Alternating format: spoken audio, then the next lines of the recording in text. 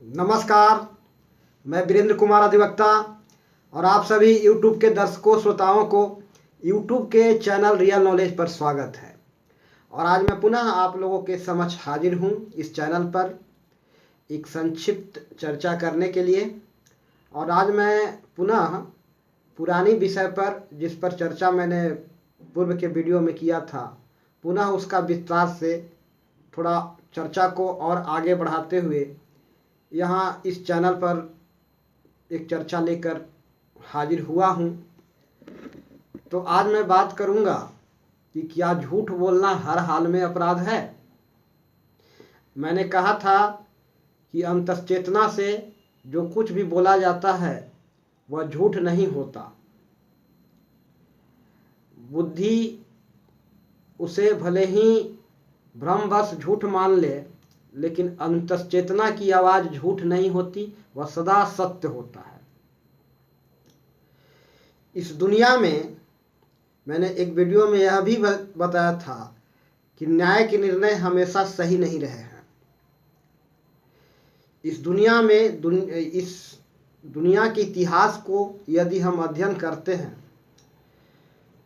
तो मैं सिर्फ सामान्य जन की ही बात नहीं कर रहा, मैं महानतम लोगों की भी बात यहाँ कर रहा हूँ कि सुकरात जैसे महान दार्शनिक को किसी न किसी कानून के आड़ में, कानून के आलोक में मृत्युदंड मिला था।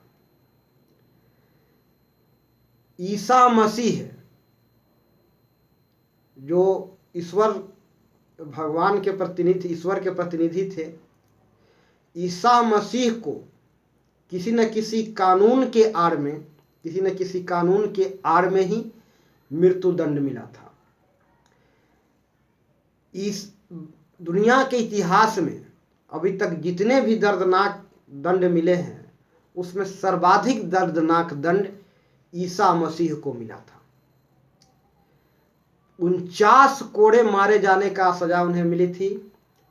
उसके बावजूद उन्हें सूली पर लटका करके, कील ठोक करके, जीवित अवस्था में कील ठोक करके मारने हत्या की गई।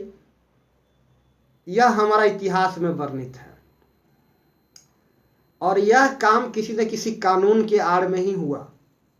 ऐसा कोई विधान था तत्कालीन समाज में जिसके आड़ में ऐसा हुआ था।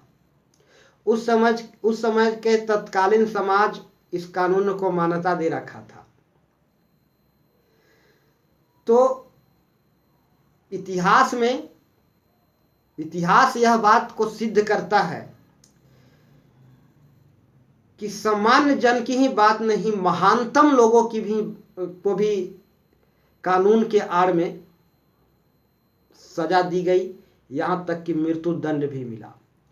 मंसूर को, जो इस्लाम धर्म से थे, उनका सिर्फ कसूर इतना ही था कि उन्होंने कहा कि अहम ब्रह्मास्मि, मैं ही भगवान हूं, मैं ही खुदा हूं। उन्होंने रियलाइज किया, अनुभव किया, उन्होंने अनुभव को अपना बताया। तथा कथित पाखंडी धर्म गुरुओं को यह बात पसंद नहीं आई और उन्हें कठोरतम यातना दे करके मारा गया। उनके आंख निकाल लिए गए, उनका हाथ काट दिया गया और बेरहमी से कठोरतम यातना के साथ उनको मृत्युदंड दिया गया। ये सभी चीजें कानून के आड़ में हुए, कोई ना कोई कानून के आलोक में हुए। तो न्यायिक इतिहास इस बात की साक्षी है कि न्यायिक निर्णय हमेशा सही नहीं रहा है। और आज के तारीख में पूरे दुनिया में जितने भी न्यायिक निर्णय हुए हैं वह सब के सब सही नहीं रहा है, सब के सब सही नहीं है। अब आप कह सकते हैं कि क्या न्यायालयों का निर्णय गलत होता है? इसका कोई प्रमाण है? जरा देखिए, नैतिकता का अपना एक अलग जगह है। कानून के आड़ में भले ही कुछ निर्णय हो, कानून से सब बंधे हुए हैं, कानून से सबके सब बंधे हुए हैं, कानून के गुलाम बन के जी रहे हैं, लेकिन नैतिकता का जगह ऊपरी है। कानून के गुलाम लोगों से कहीं कहीं नैतिकता का पालन असंभव हो जाता है। कानून के गुलाम लोगों से कहीं कहीं नैतिकता का पालन असंभव हो जाता है और वे नैतिकता को नज़रअंदाज करके काम करने लग जाते हैं, क्योंकि ये कानून के गुलाम हैं और नैतिकता का जगह कानून से कहीं कहीं अलग है। और कभी कभी कानून का नैतिकता से तालमेल नहीं बैठता। तो यहाँ एक बात है कि क्या कोई प्रूफ है कि न्यायिक निर्णय गलत होते हैं? मैं यह बात यहाँ नहीं कह रहा, मैं कह रहा कि इतिहास में अभी तक जितने भी न्यायिक निर्णय हुए हैं सब के सब सही नहीं रहे।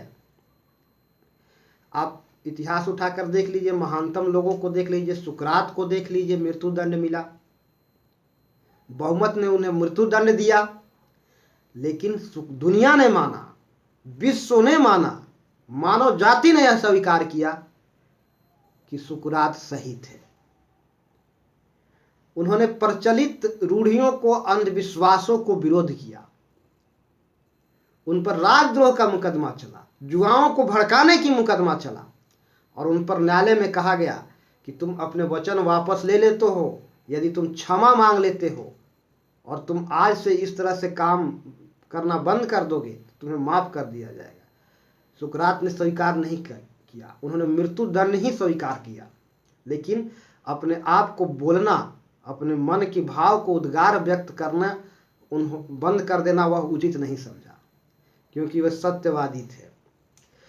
तो दुनिया में न्यायिक निर्णय हमेशा सही नहीं रहे हैं।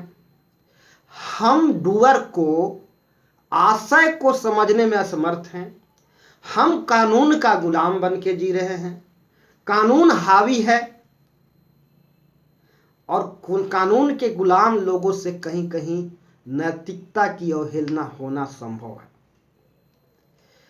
तो नैतिकता का स्थान ऊपर है। तो इस आज के तारीख में भी, आज के डेट में जितने भी लोग हवालात में बंद हैं, ध्यान दीजिएगा, वे सब के सब दोषी नहीं हैं। आप ये नहीं कह सकते कि न्यायिक निर्णय हमेशा सही नहीं रहा, न्यायिक निर्णय हमेशा सही रहा है, नहीं रहा, इसका कोई प्रमाण प्रूफ चाहिए, कोई तर्क चाहिए, कोई लॉजिक चाहिए। मैं वही बात कह रहा हूं जो समाज में घट रहा है। क्या लोअर न्यायालय के निचले अदालतों के फैसले का ऊपरी अदालत में बदल नहीं दिया जाता?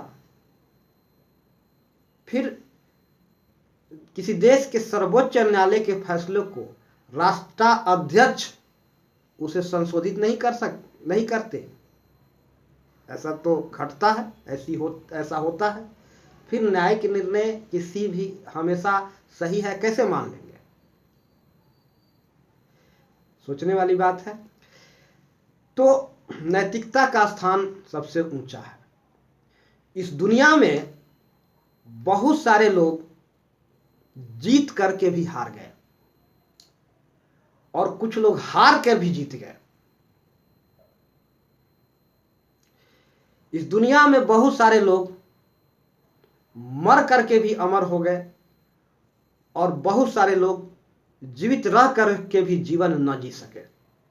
सुकरात कानून से हारे, उनका तर्क वहां मान्य नहीं हुआ। एक महान दार्शनिक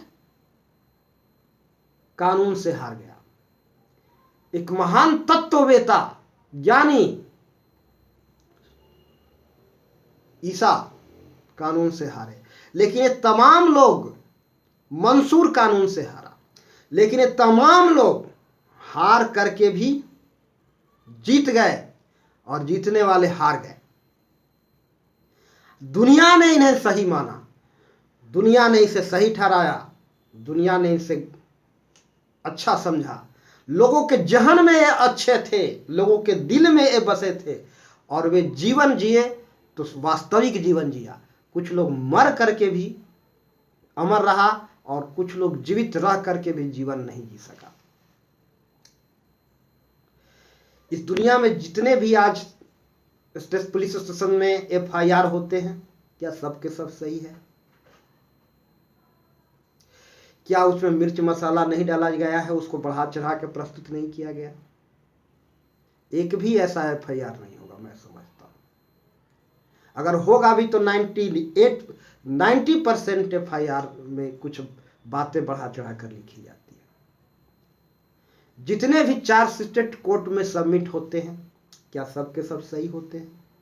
यदि सही होते तो कुछ ऐसे चार्जशीट में न्यायालय कुछ नए सेक्शन नहीं ऐड करता या कुछ सेक्शन को नहीं हटाता। लेकिन ऐसी घटनाएं घटी है कि कुछ चार्जशीट में न्यायालयों ने उसमें नया सेक्शन ऐड किया है या नया सेक्शन हटाया है। तो जो भी चार्जशीट सबमिट होते हैं वे सब के सब सही होते हैं, यह भी सिद्ध नहीं हो रहा। जितने भी न्यायिक निर्णय हुए सब के सब सही हुए, तो फिर हायर कोर्ट ने उसे क्यों बदला, उस निर्णय को, उस डिसीजन को? तो इस दुनिया में जितने भी न्यायिक निर्णय हुए हैं वे सब के सब सही नहीं रहे हैं। डूअर को आशय को भली भांति जानना जरूरी है। डूअर को आशय को भली भांति जानना जरूरी है। आशय को भली भांति जाने बिना न्यायिक निर्णय कहीं कहीं बेतरेक खामियां पैदा करती है, गलत हो सकता है। तो मेरा यह कहना है कि झूठ, अंतश्चेतना कभी भी झूठ नहीं बोलता। अंतश्चेतना की आवाज गलत नहीं होती। हमारी बुद्धि उसे भ्रमवश झूठ मानता है और बुद्धि हमेशा सही निर्णय नहीं लेता, बुद्धि हमेशा सही कदम नहीं उठाता। इसलिए आज दुनिया में जितने भी अगर कुछ गलत हुआ, गलत हो रहा है, समाज में अशांति व्याप्त है, उपद्रव व्याप्त है, तो ये बुद्धि का उपज है।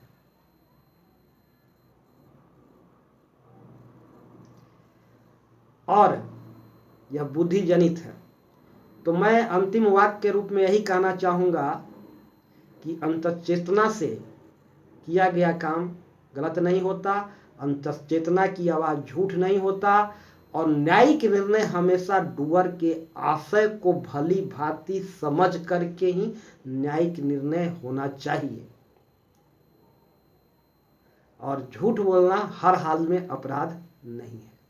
यदि कर्ता के आशय अच्छा है, वक्ता के आशय अच्छा है, समाज में न्याय स्थापित करना है, समाज में न्याय स्थापित करना हो, न्याय प्राप्त करना हो, और न्याय प्राप्त करने के लिए जिसे बुद्धि झूठ समझ रही है वह बोला जाना जरूरी हो जाए, तो यहाँ झूठ बोलना अपराध नहीं है। यहाँ पर ठीक उसके विपरीत झूठ न बोलना ही अपराध है। बस आज मैं अपनी बात को यहीं समाप्त करना चाहूँगा और अंत में सभी दर्शकों को मेरा प्यार भरा नमस्कार और जय श्री राम। और दर्शकों से अनुरोध है कि यदि मेरी बातें पसंद आए तो वीडियो को अधिकतम लोगों को शेयर करें और चैनल को सब्सक्राइब अवश्य करें। नमस्कार, जय श्री राम।